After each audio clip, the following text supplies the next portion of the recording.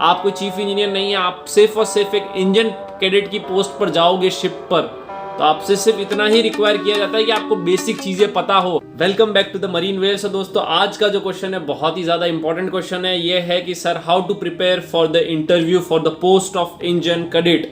Already बहुत सारी videos बना रखी है, लेकिन कुछ नए अपडेट्स में इंक्लूड करना चाहता हूँ। अभी एक शिपिंग कंपनी का ऑल ओवर इंडिया लेवल पे एक एग्जाम कंडक्ट हुआ था, तो मुझे नहीं पता उसका रिजल्ट आया नहीं आया, लेकिन रिजल्ट जब भी आएगा तो जो लोग प्रोसेस होंगे रिटन एग्जाम में उनको आगे लिया जाएगा इंटरव्यू के लिए। तो अब इंटरव्यू के लिए प्रिपरेशन कैसे की जाए और क्या एक अच्छी स्ट्रेटेजी हो सकती है जो आपको एक अच्छा सिलेक्शन बिल्कुल दिलवाएगी। तो दोस्तों, नंबर ऑफ वीडियोस ऑलरेडी हमने बना रखे, लेकिन कुछ की पॉइंट्स है वो मैं आपको अभी बताना चाहूंगा कि how to prepare for the interviews for the post of an engine cadet. हमेशा मैं अपनी वीडियोस में बोलता हूँ कि stick to the basics. Basics सबसे इंपॉर्टेंट है, क्योंकि अगर आपके बेसिक्स ही स्ट्रांग नहीं है तो आप कुछ भी नहीं कर सकते हो। तो बेसिक्स स्ट्रांग करने के लिए आपको सबसे पहले क्या करना होगा, आपके जो भी सेकेंड ईयर थर्ड ईयर के जो भी स्टडी मटेरियल है वो आपको गो थ्रू करना होगा बेसिक्स। आप सीधा अगर HAQs पे जाओगे, हाई ऑर्डर थिंकिंग स्किल्स पे जाओगे और वहाँ पे जाओगे ट्रबल शूटिंग के क्वेश्चंस पे, या फिर डायरेक्ट मशीनरी के इन डेप्थ डिटेलिंग में जाओगे, तो वो बहुत ही ज़्यादा टफ हो जाएगा और आपको बहुत ज़्यादा कन्फ्यूजन होगा और आप डेफिनेटली इंटरव्यू नहीं क्लियर कर पाओगे। क्योंकि कोई भी इंटरव्यू का एक बेसिक रूल होता है कि सबसे पहले अगर आपको बेसिक्स पता है, अगर आपको डेफिनेशन पता है व्हाट इज़ अ वोल्टेज, तो मैं आपसे आगे जनरेटर्स के ऊपर भी क्वेश्चंस पूछ सकता हूँ, AVR के ऊपर भी क्वेश्चन पूछ सकता हूँ। लेकिन अगर आपको वोल्टेज ही नहीं पता तो मैं वहाँ के क्वेश्चंस आप पढ़ भी लोगे तो आपके पास एक क्लैरिटी नहीं रहेगी, और जब तक क्लैरिटी नहीं है तो आपका आंसर मतलब ऐसा लगेगा कि आप कहीं से मगअप करके बोल रहे हो, ना कि जो आपने अंडरस्टैंडिंग की है वहाँ से आप बोल रहे हो। तो बेसिक सबसे इंपॉर्टेंट है, बेसिक क्लियर करो। ज़्यादा टाइम है या नहीं है, लेकिन फिर भी अप्रॉक्सीमेटली 15 to 20 डेज एक टारगेट लेके चलो, और सक्सेसफुली कैसे इसको कवर करना है वो मैं आपको बता रहा हूँ। नंबर 2 जो पॉइंट है वो है सेफ्टी। बहुत सारी शिपिंग कंपनीज में मेरे टाइम में भी मुझे भी क्वेश्चन पूछे गए थे सेफ्टी से, और मेरे जो बहुत सारे बैचमेट्स थे और बहुत सारे जो जूनियर्स थे उन्होंने मुझे बताया safety is one of the most priority of any shipping company. तो वहाँ पे आपको बहुत ही इंपॉर्टेंट और बहुत ही लॉजिकल बेस्ड सेफ्टी क्वेश्चंस पूछे जाते हैं, तो वहाँ पे आपको बिल्कुल सही आंसर देने हैं। और दोस्तों, ये फैक्ट है, बिलीव करना।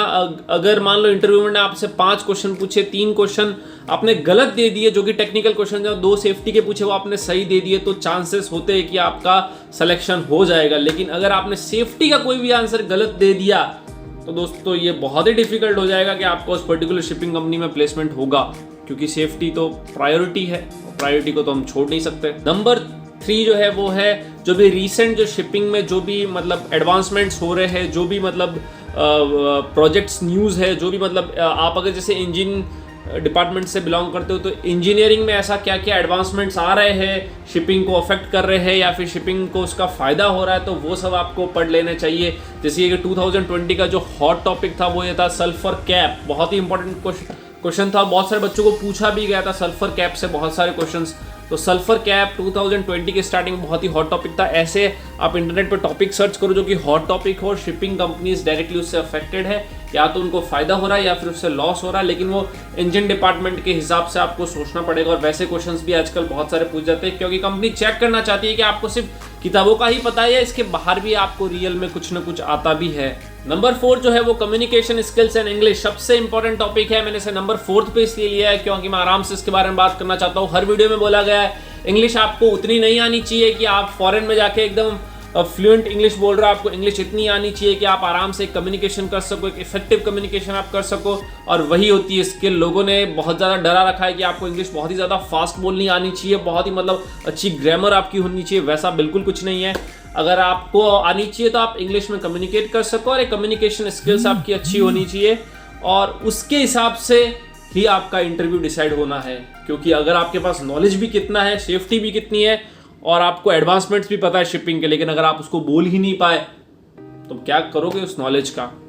तो ये छोटी छोटी सी बातें हैं, ज़्यादा इन डेप्थ किसी भी क्वेश्चन में जाने की कोई ज़रूरत नहीं है। आप कोई चीफ इंजीनियर नहीं है, आप सिर्फ और सिर्फ एक इंजन कैडेट की पोस्ट पर जाओगे शिप पर, तो आपसे सिर्फ इतना ही रिक्वायर किया जाता है कि आपको बेसिक चीज़ें पता हो। आपको पता हो ड्यूल साइकिल क्या होती है, आपको पता हो ऑटो साइकिल क्या होती है, सिंपल सी चीज़ें, आपको वोल्टेज की डेफिनेशन पता होती है, ये सब कुछ आपसे पूछे जाएंगे। आपको प्योरीफायर का प्रिंसिपल पता होता है, आपको नहीं बोलेगा कि जा और जाके प्योरीफायर मुझे पूरा ओवरऑलिंग एक्सप्लेन कर, नहीं करेगा वो आपको, वो कभी नहीं पूछेगा। हालांकि आपने पढ़ रखा है क्वेश्चन, लेकिन फिर भी वो नहीं पूछेगा। उसको पता है कि आप जो शिप पर जाओगे वो एज ए इंजन कैडेट जाओगे, तो आपसे एक्सपेक्टेड नहीं है कि आपको पूरी ओवरऑलिंग पता हो प्योरीफायर की एकदम प्रोसेस बाय प्रोसेस। यस, आपने पढ़ा है अपनी ग्रेजुएशन टाइम पीरियड के, बहुत अच्छी बात है। आपको अगर आता है तो वेल एंड गुड है, लेकिन फिर भी बेसिक से आप हर मशीनरी को स्टार्ट करने बैठना, और इन डेप्थ तभी जाना जब बेसिक सब क्लियर हो चुके हो। ऐसा नहीं है कि मैंने एयर कंप्रेसर को स्टार्ट किया, कुछ बेसिक्स उसका पढ़ा और अब मैं इन डेप्थ जाया जा रहा हूँ, तो उसका कोई मतलब नहीं है। सिर्फ टाइम वेस्ट होना है। लिमिटेड टाइम है आपके पास, 15 से 20 दिन, तो उसको बहुत ही अच्छी तरीके से यूज करना है। अब दोस्तों, हमारी जो बुक है basic and advance marine engineering, इसमें बहुत सारे अच्छे क्वेश्चन है और बहुत ज़्यादा ये बुक, मतलब मैं बोलूँ तो बहुत ज़्यादा ये बुक बिकी है। बहुत ही मतलब ओवरवेलमिंग इसका रिस्पॉन्स मिला आप सबसे, तो बहुत ही अच्छी बुक है। अगर आपको लगता है कि आपको एक हेल्प चाहिए, आपको एक गाइडेंस चाहिए कि किस टाइप के क्वेश्चंस पूछे जाते हैं, तो डेफिनेटली आप इस बुक के लिए जा सकते हो। लेकिन अगर आपको लगता है कि आपके पास बहुत सारा नॉलेज है, आपको कोई एक्सटर्नल सोर्स की ज़रूरत नहीं है, तो बहुत ही अच्छी बात है।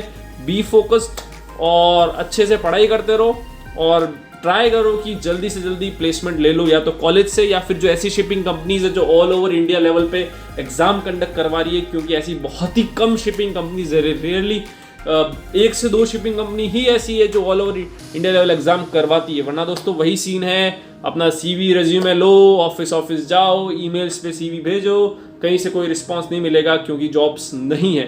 तो दोस्तों, all the best and thank you for watching the marine Wales.